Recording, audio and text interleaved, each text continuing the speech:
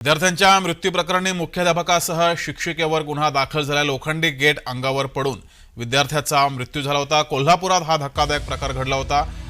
दरम्यान या विद्यार्थ्याच्या मृत्यू प्रकरणी आता मुख्याध्यापकासह शिक्षिकेवर गुन्हा दाखल झालाय।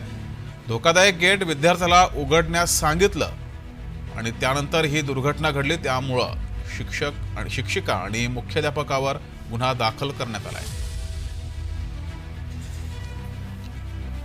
वर्ग शिक्षक आहेत, त्यांना विचारलं तर ते म्हटले मुलगा लघवीला गेला होता, बाहेर कसा गेला माहीत नाही, मला काय कल्पना नाही आणि नेमकी खरी माहिती काय कोण सांगत नव्हतं।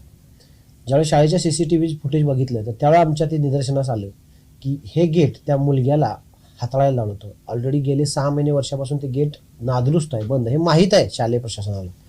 किमान त्यांनी त्यात दुरुस्ती करून घेणं गरजेचं होतं। शाळेच्या सुरक्षेसाठी गेट गरजेचं आहे, आम्हालाही माहिती आहे, परंतु त्या शाळेच्या सुरक्षेपेक्षाही मुलांच्या जीविताचं रक्षण होणं किंवा मुलांचं जीवन फार महत्त्वाचं आहे, त्याची काळजी घेणं गरजेचं होतं। त्यामुळे आम्ही ते या पद्धतीने कारवाई केलेली आहे।